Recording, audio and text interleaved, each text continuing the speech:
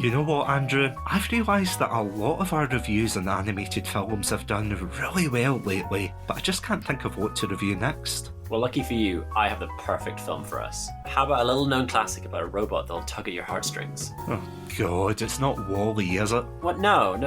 It's about a robot that finds the humanity after a near-death experience. Ah, the Iron Giant? Not quite. But yeah, we do need to review that sometime. Come on, man, you have to remember this one. The robots wear their death, they get a goose killed. Ringing any bells? Oh, of course. You're talking about Top Gun, right? Welcome to Chatsunami. Hello everybody and welcome to another episode of Chatsunami. My name's Satsunami and joining me today is none other than the wild robot himself. I am never describing you as that again. It is none other than Andrew. Andrew, welcome back. Thank you for having me back. I did actually get referred to as Android when I was in school. I mean, I am a bit of a wild robot, so I'll take that one. How does it feel to have one of the coolest nicknames in school at the time? Because honestly, if I had the name Android, I'd just be strutting about going, please, call me Android. Well, that's cool when they Photoshop your head onto C-3PO. Sorry, I shouldn't laugh. I mean, to be fair, back then, Photoshop wasn't that prevalent, was it? So that's quite impressive of them. Oh yeah, it was bullying, but like on an elevated level, so you gotta give them kudos for that. I was going to say, was it like, you know that scene in The Simpsons where Homer just sticks his head on top of athletes' bodies? I mean, yeah, pretty much. It was like, maybe it wasn't C-3PO, maybe it was like one of the droids from Attack of the Clones, 'cause I think the picture was in the pit in Attack of the Clones. Yeah, fair. But anyway, your childhood trauma... 20-year-old trauma aside.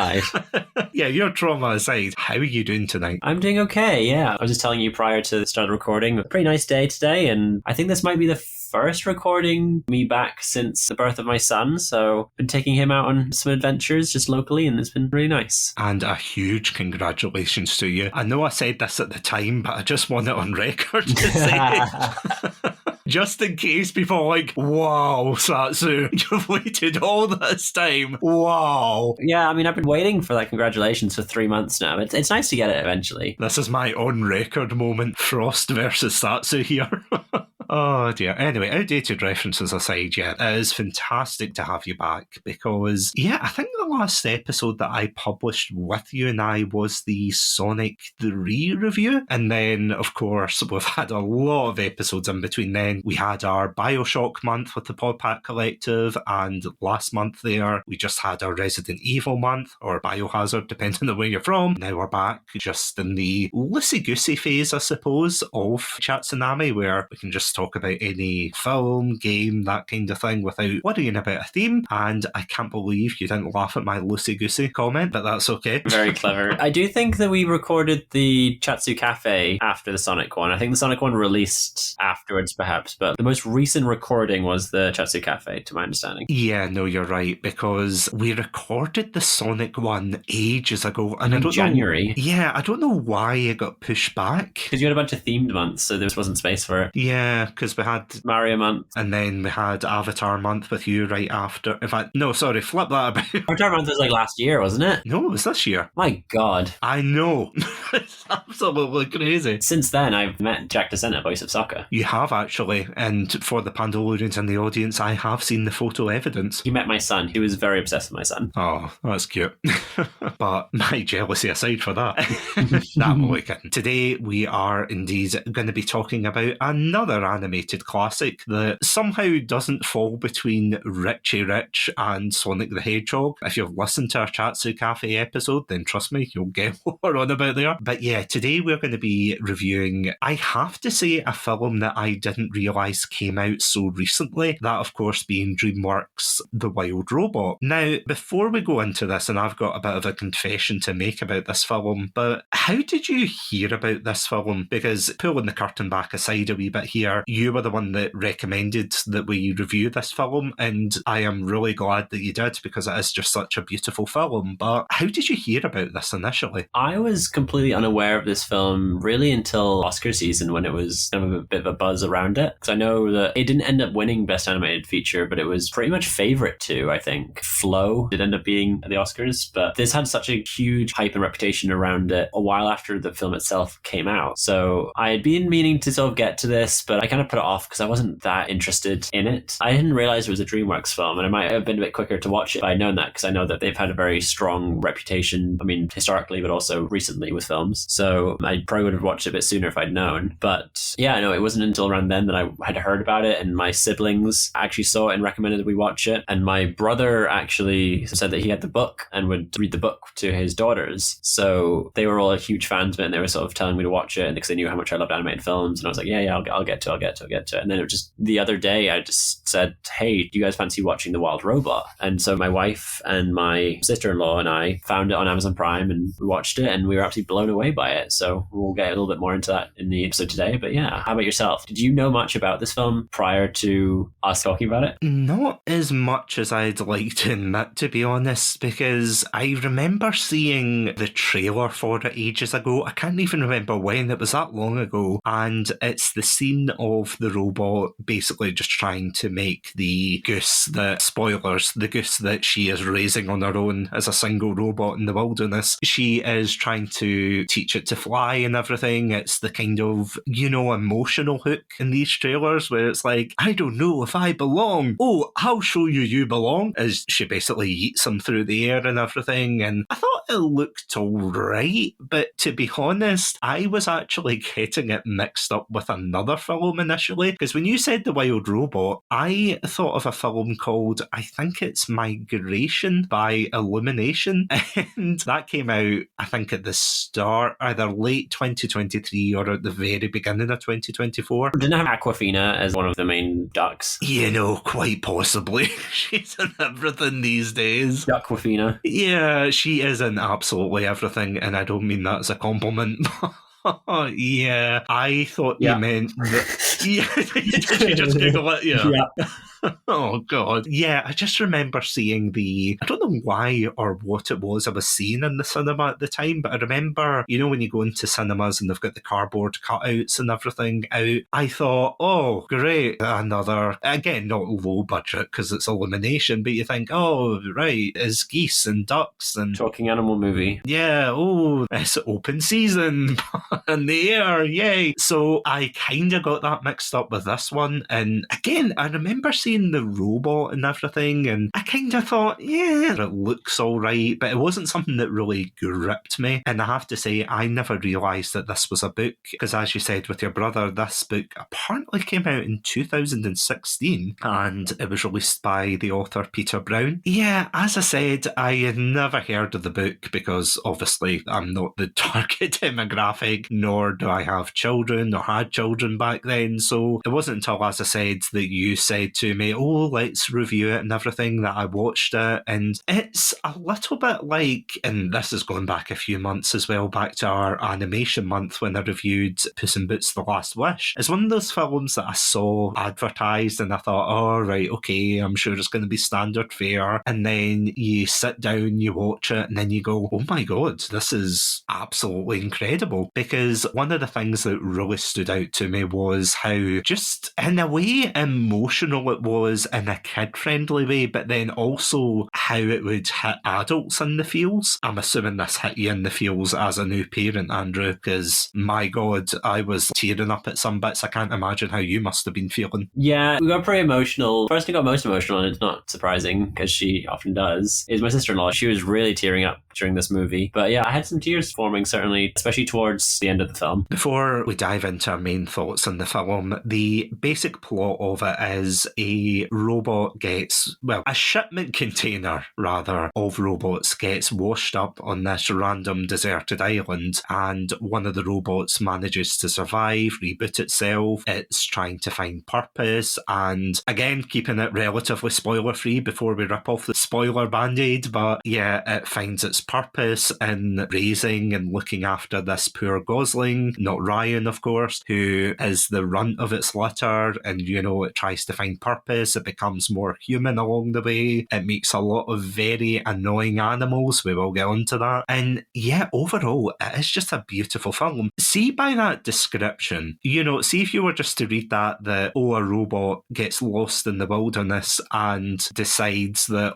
I'm going to learn how to speak to animals and Dr. Dolittle this up. Would you say this is a film that would have appealed to you on paper? It's hard to say, because one thing I was going to mention earlier as well is that I went in pretty much blind to this movie, other than knowing that it's about a robot that kind of just is in a wild animal environment. I didn't know if the animals would be talking animals, if it was like a largely silent movie, or what the situation was going in. And so when she sat down and just learned the animal's language and then you heard them talking, I then was like, oh no, talking animal movie, hopefully this isn't going to be like super cringy. But knowing the hype around it, I was like, all right, well, they must do it in a good way if people have been so in favor of this film, despite the fact that it's like this talking animal movie. If I had heard about the premise going in, I might have been, don't necessarily reluctant. I might have still watched it eventually, but I might not have been as interested in suggesting it if I'd known the premise going in. To be honest, I would probably be the same. And it's weird because there is a star-studded cast in this. And I have to say, I kind of laughed when you said about the talking animals, because it's almost like a monkey polish. And I genuinely didn't realise this until the end of the film, where it's like, oh God, please tell me it's not Aquafina or Chris Pratt or anything. It's like, granted, but have you heard of Pedro Pascal? And it's like, oh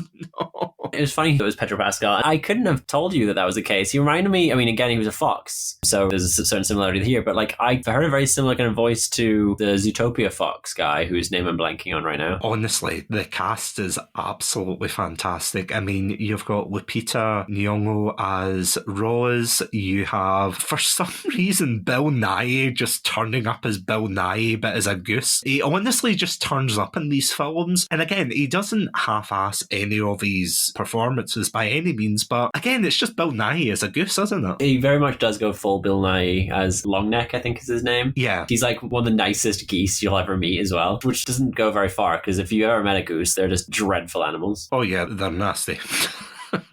You've also got Matt Berry, which I have to say, and they'll probably talk about this later, but I don't feel as if they capitalised on them as well. Matt Berry is Matt Berry in every role he's in as well. Yeah, but there's different levels of berryness, though. You've got IT Crowd Matt Berry and Toast of London.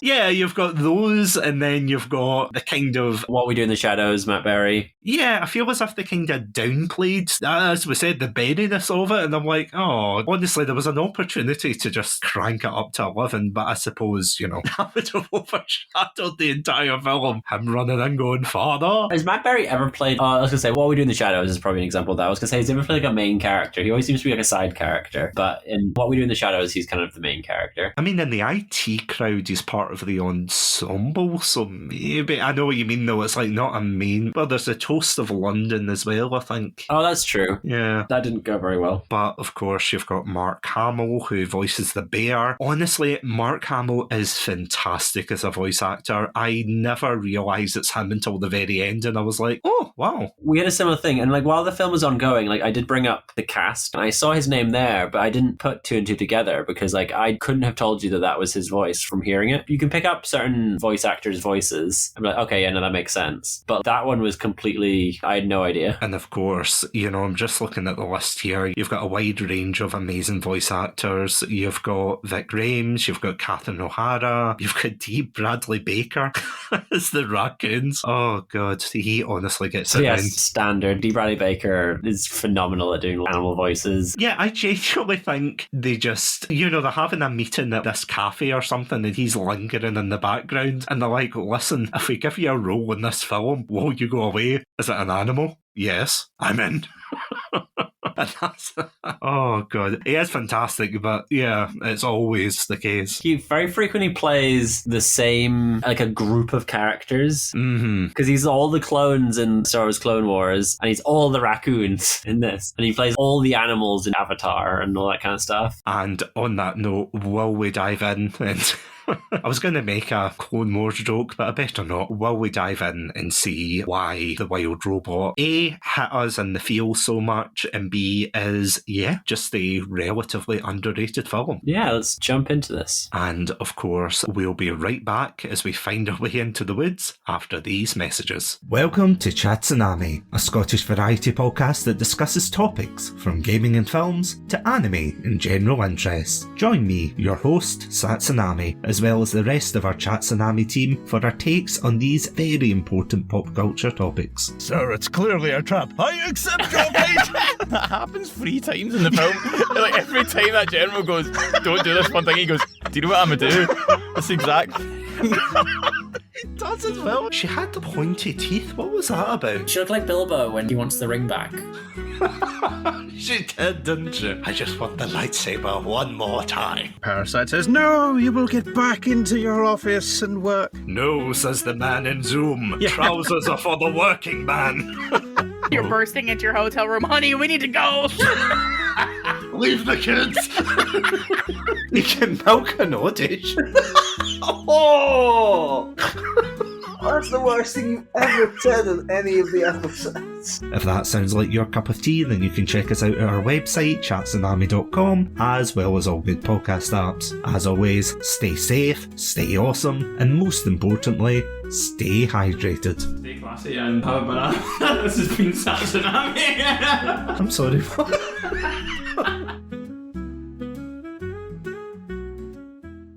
First impressions can take only 6 seconds to make, but if you're neurodivergent, those quick judgments about you can be misleading. Because of most people's ignorance around learning disabilities, people think it means you're intellectually incapable. I'm not Rain Man. Every autistic person isn't Rain Man. I thought I was talking to people who understood dyslexia and ADHD, but they did not. They freaked out and were like, well, if you've got Tourette's, if it's going to be a problem, then we can just fire you and get someone else. I'm Carolyn Keel, and I host Beyond 6 Seconds, a podcast where neurodivergent people share their lives and advocacy. One of my goals is making autism not something that's scary. I really want to help people understand dyspraxia a little bit better. Get the real life of Tourette syndrome out there. Stop thinking we were nothing but a joke. Let's shatter misconceptions and celebrate neurodiversity together.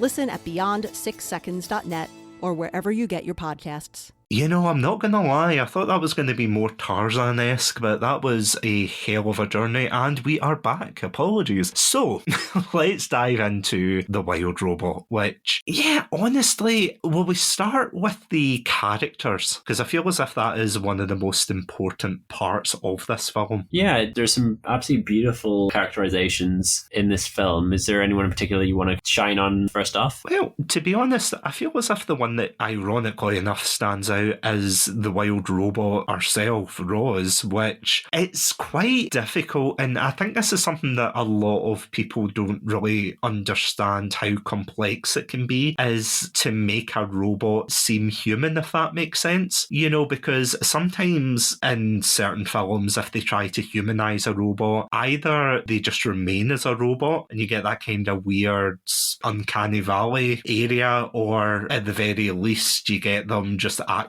like a normal human and then you don't believe they're a robot, if that makes sense. Mm-hmm. But I feel as if in this film they struck the nail on the head perfectly with the way that her character changes throughout the film. But did you feel the same way for that? Yeah, no, I completely agree. And similar to what you were saying, that they managed to balance having a presentable, almost like Alexa type robot initially, that you still kind of felt for and had compassion. Like when she initially arrives and is looking for a task, she's holding up this little crab thing, and then the bird swoops down and gets it, and she's just kind of like, what happened? You see her progression and her learning throughout the movie how to humanize herself in order to be more compassionate, and also that she kind of develops an ownership and a interest in both Fink and also Brightbill that she really deeply kind of cares about both of them, particularly Bright Bill, and that she starts feeling very kind of motherly, which is very sweet, but you kind of see motherly, but like still from that kind of more robotic perspective. So I think they do balance that very, very well. Because one of my favourite scenes, I have to say, is when they're building their shelter at the beginning and Bright Bill is insistent on trying to help. So initially she gives in and she puts them up and he puts like a tiny twig on, and then as she's building it, he keeps annoying her until he gets his way and everything, and she's just frustrated. And I love the way that she describes it as her task can't be completed efficiently because of the interruptions and whatnot. And as you were saying, that she warms to this character as her, I suppose, surrogate son,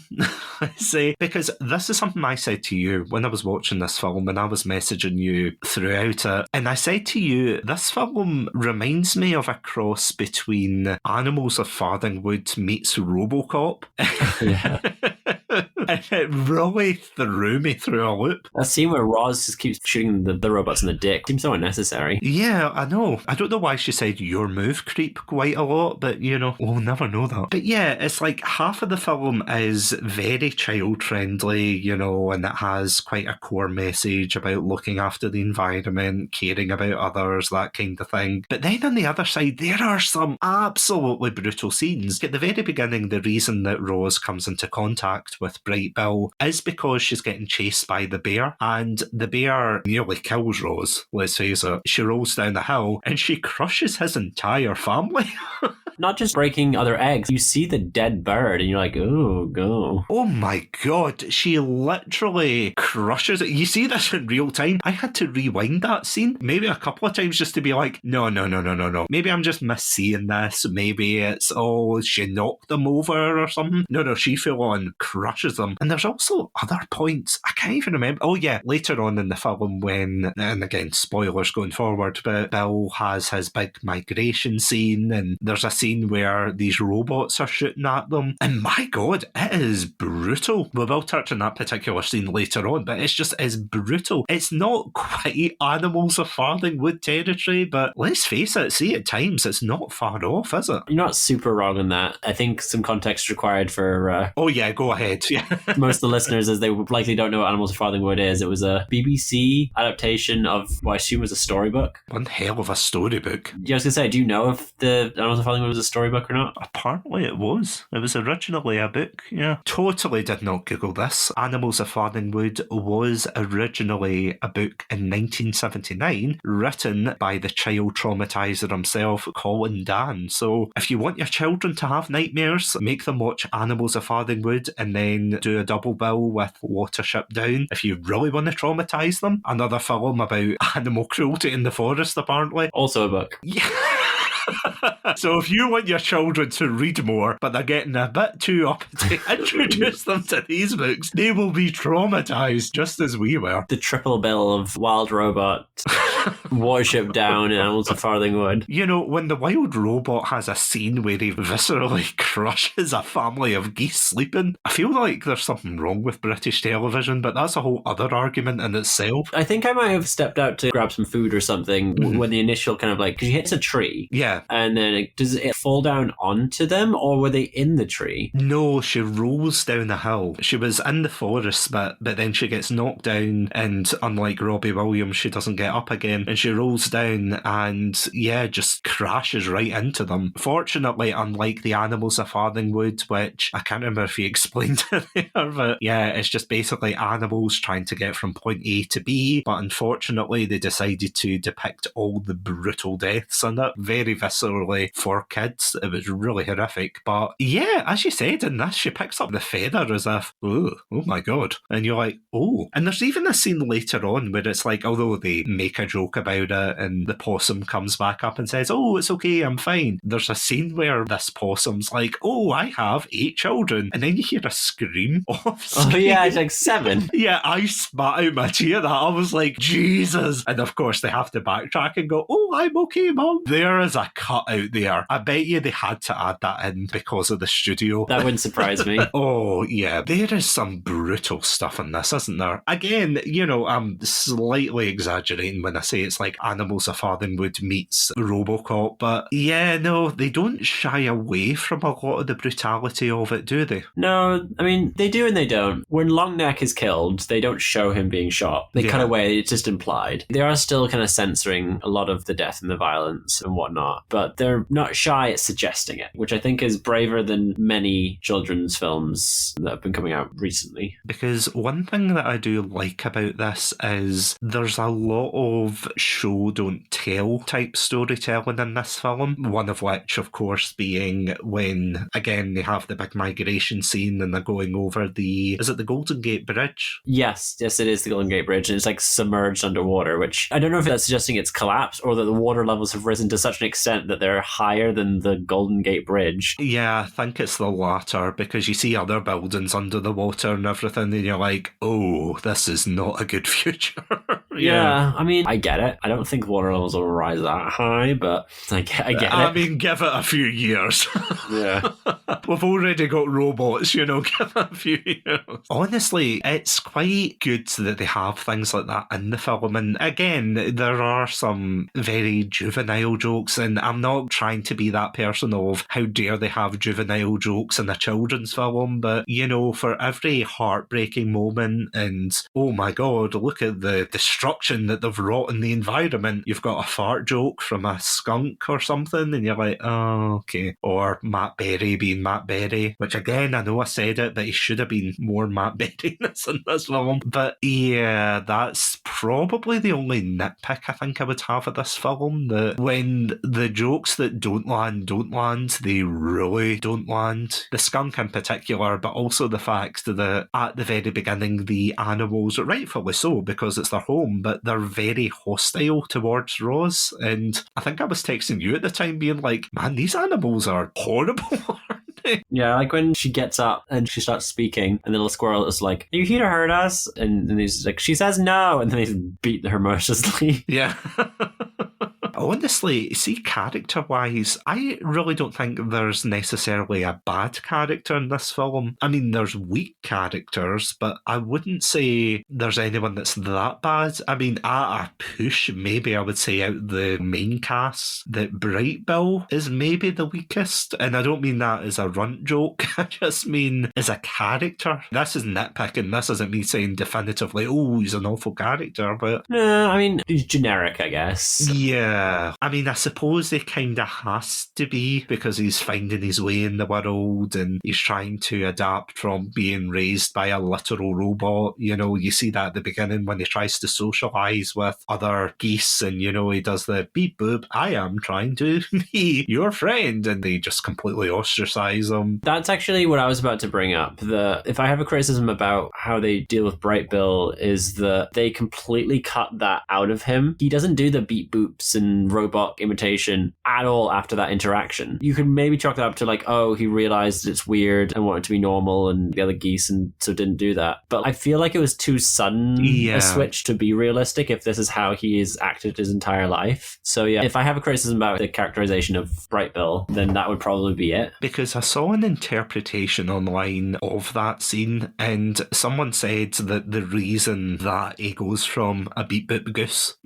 as it were, to just being a regular goose is because it shows a sign of growth that he is interacting with other geese, and he's finally finding his place, and because he was away for so long in the migration and whatnot, that he is able to learn and become more goose-like as he should be, which again, I totally get that point, but I also agree with you. I do wish that there was maybe a little bit more of that. Basically, beep boop goose. That's what I want to see more of this film, beep boop goose. But I mean, I know it's a minor thing, but that is probably the only thing I would say majorly. I was like, yeah, it could have been done better, but it's definitely not something that spoils the film by any means. Speaking of strengths of this film, that of course brings me onto the animation of this film, which definitely takes more inspiration from Puss in Boots: The Last Wish and The Bad Guys, which I don't know about you, but I absolutely love this style of animation. I think I've just been calling it the Puss in Boots animation or the Spider-Verse animation, because I think they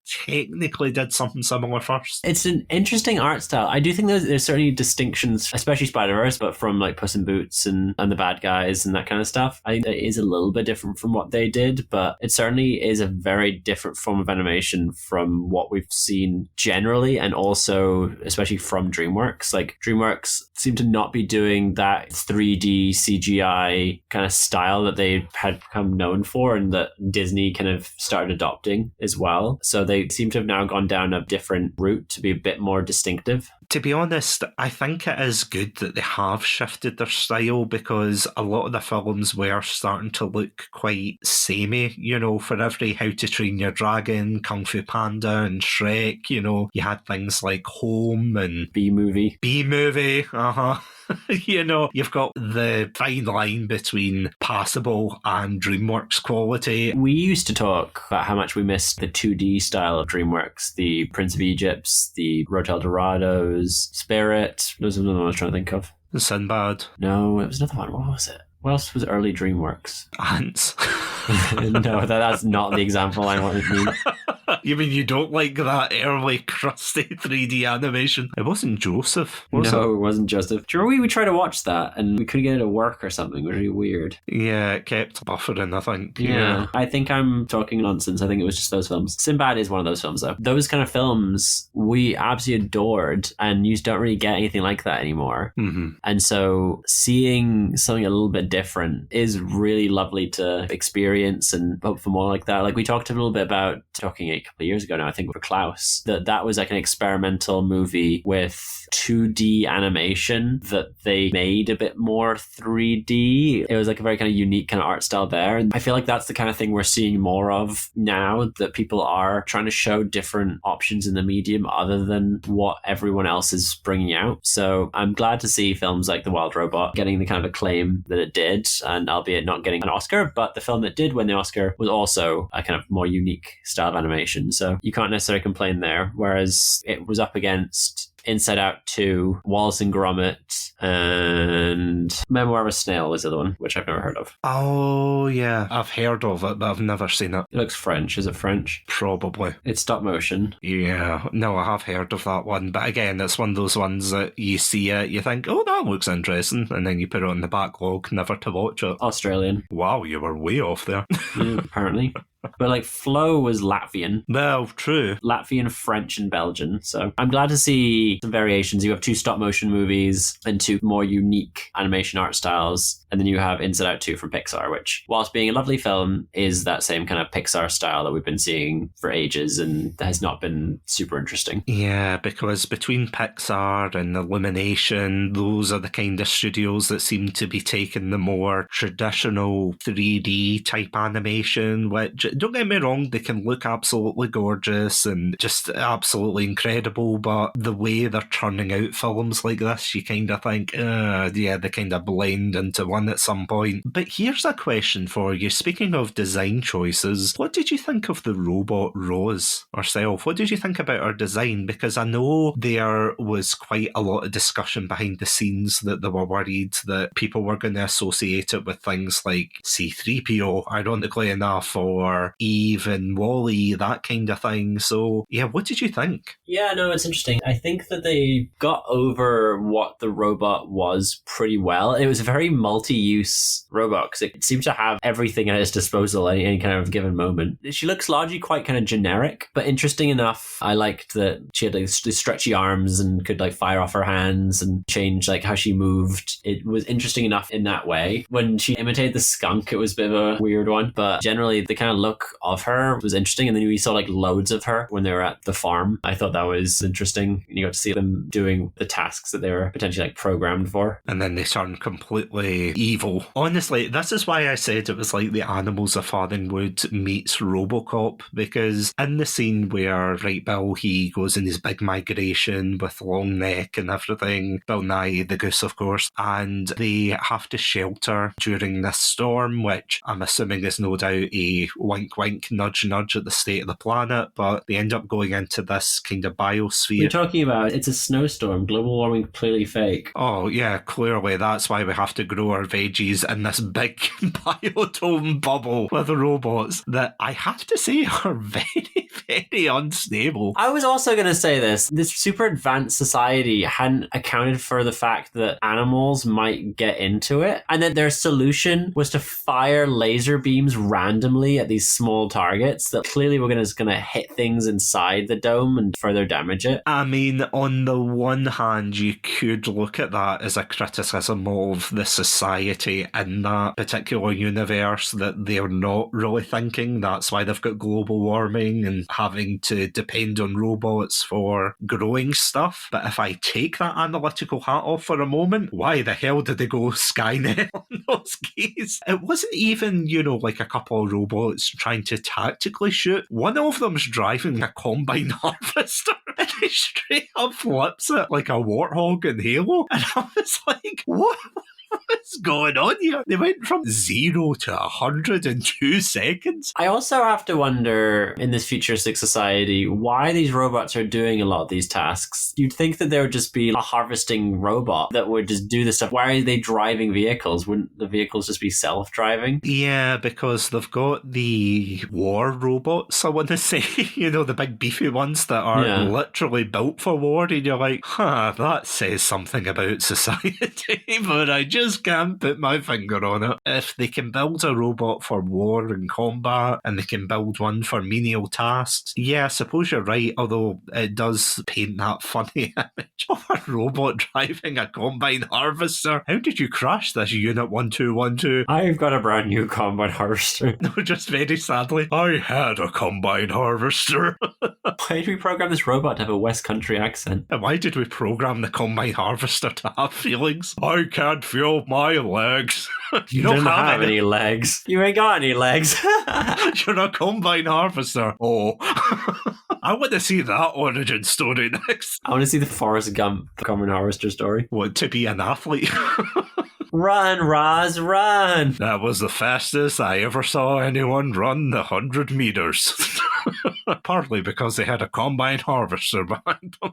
Oh, but anyway, my fan fiction aside, will we get to the, again, I don't want to say heartstring tugging moments, but let's face it, they really were. They were more like heart punching moments. You have the very cutesy scenes where, despite Fink the fox trying to eat Bright Bill as an egg and everything, and trying to teach Rose survival of the fittest within this area, there's a lot of sweet moments between the characters. So I've got to ask, again, in the Watch Mojo style, what were the top moments? Top 10 heartfelt moments in The Wild Robot, number 4. Yeah, in all seriousness, what were the moments that really struck you for this film? In no particular order, despite what my Watch Mojo subscription license would say. When she made the little course for Bright Bill practice flying in, that was really sweet. And when you could see that she seemed to almost be dying at one point, with fluid was like leaking out of her, that was really heart-wrenching and sad. That we mentioned it earlier when she was making the house and Bright Bill wanted to help. That was very sweet. When she made the little pictures of Bright Bill for the inside the home of him like growing. That was very Klaus-esque, wasn't it? It was. And I think there was a lot of similarities with Klaus in this movie. And we mentioned it sort of off recording about that. And then Fink protecting the pictures, saying, no, those are Bright Bill's children's pictures. You can't burn those. Get off of those. Like, that was really sweet. The moment where Roz is sat there waiting for Bright Bill and then she leaves so he doesn't see her is really sad. There was lots of very heartwarming moments, and the very end of the movie when they reunite inside the dome was really sweet. What about yourself? No, I think you hit the nail on the head there. I think that those are very good examples. Some of the other ones that stood out to me, though, were the scene where she is trying to help him with the migration, and at the very end of that, when he finally goes to leave with the rest of the geese, and then he goes to her and says, oh, I need a boost and everything. everything. That was heartbreaking, because that whole scene, as someone who isn't a parent, and I know this will probably hit you harder in a couple of years, but I guess it's how a lot of parents must feel about their children,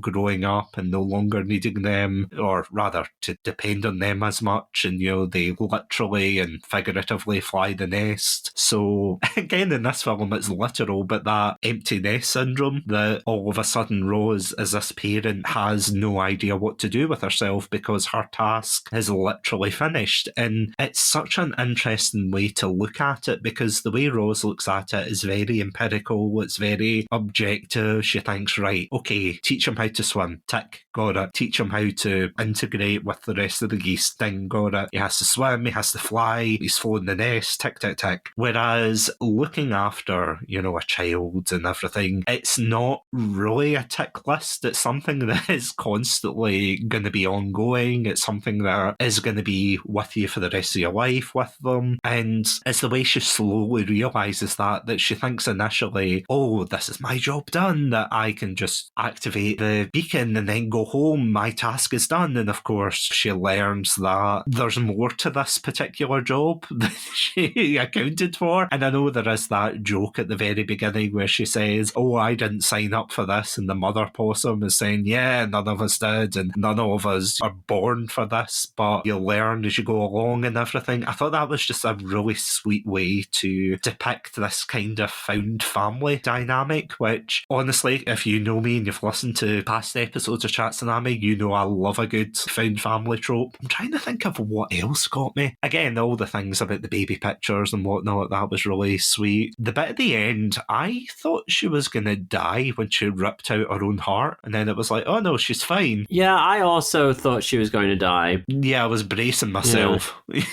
And she was like, no, I'm fine. I was like, oh, right. That's a bit weird. If I had a criticism about the film as well, I'd say that maybe they should have had her die at the end. It wouldn't have been the nice ending. I probably would have been more upset about it. I like that she lived, but I think it would have been more impactful had she died at the end. Yeah, because I don't know how the book ends. Obviously not Robocop-esque, as I've been joking, but yeah, I kind of thought that she would power down or something. Yeah, I thought they were going to find the heart and everything and reboot her, but there wasn't really that kind of fake out scene, which makes me sound like another psychopath. I thought the scene where she was looking at him, he was all grown up and everything, but she saw him as a chick in her arms, and I don't know, I just thought it was a beautiful way to show off motherhood through a robot, which sounds really weird. They're conditioning us to make it normal for when the robot uprising happens. Exactly, yeah. Tesla bots, who's that?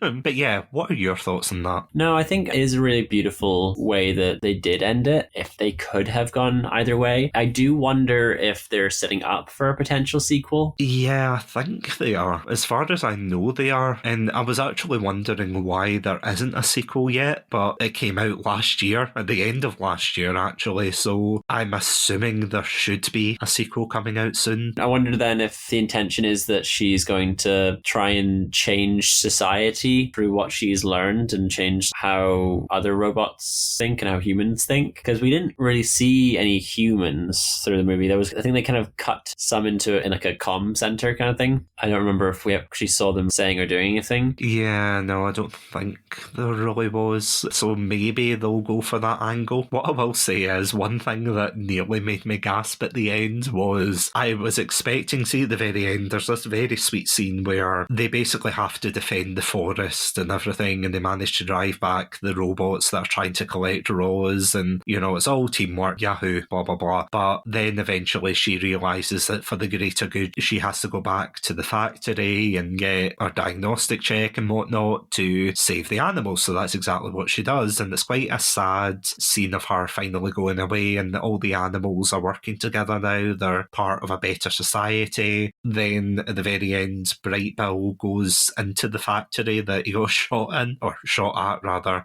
and he goes up to one of the robots and he says, oh, Rose, and it turns out she's still got her memories and she's all happy to see him, and it's a lovely ending. It's good that he got the right one. First of all, it's good he got the right one, but second of all, he's lucky that none of the other robots spotted him. They're like, intruder alert, intruder alert. They call by harvesters, like, not again.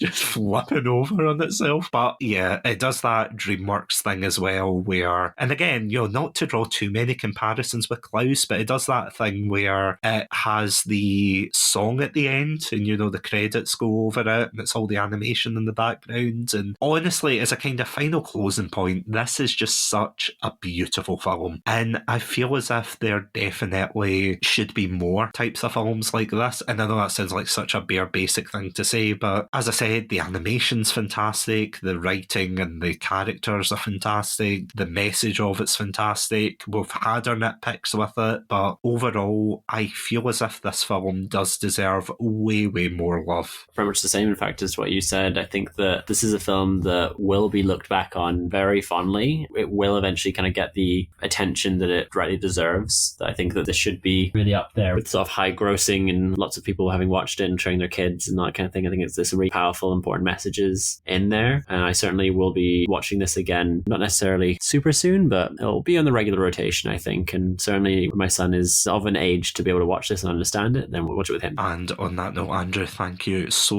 much for not only introducing me to this film and actually getting me to watch it, but coming back on to Chatsunami. No, thank you so much for having me. It's been really nice to have a bit of a break from it and be listening in the background to all that you've been doing and seeing all the wonderful content that's been coming out. I was sad to miss out on a few of the episodes, but it's good to be back in and hopefully I'll be able to join soon. And we're hoping that when I'm next in the UK, which at the time of release from this should be in like a month or so, we're hoping to be able to record something together based on what our schedules are like. We'll see what happens, but fingers crossed that we can get some more recordings done before then, and then also while I'm over. Honestly, cannot wait for that because, well, I think Martin McAllister's probably the only one I've done an in-person episode with, thinking on it from the rotation of Chatsunami hosts, because I haven't done one with Adam yet. Oh, I thought you had done one with Adam. No, I've been in person to watch stuff for the podcast with him, but no, I haven't done one in person yet. So Adam, if you're listening, your time has come. I'm coming for you.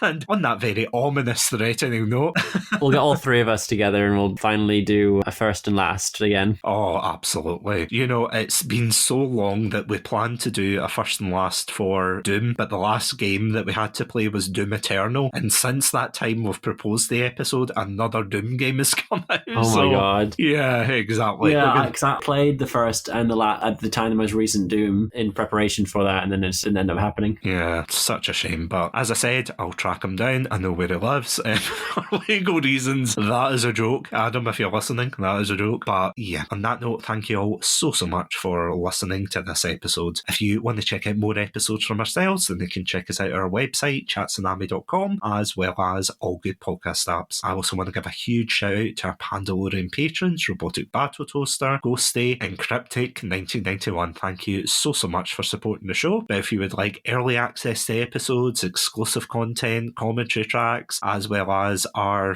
full episode talking about a Combine Harvester spin-off, for legal reasons that last one's a joke, then indeed you can check us out at our Patreon page, patreon.com/Chatsunami. Andrew is, of course, the proud editor and lead in a podcast. I'm not proud of that. Of not a spin-off, but he has another podcast called Stop, Drop and Roll Initiative, which myself, you of course Andrew, Martin McAllister and Robotic Battle Toaster are a part of. It is a Dungeons & Dragons campaign podcast, so definitely go check that out where all good podcasts are found, as well as our socials, which are SDRI Pod over on Twitter /X. But as always, thank you all so much for listening to this episode. Stay safe, stay awesome, and most importantly, charge your robot. That too, do not keep them hydrated. That'll break the robot. That's literally how this film starts. Do not hydrate the robot.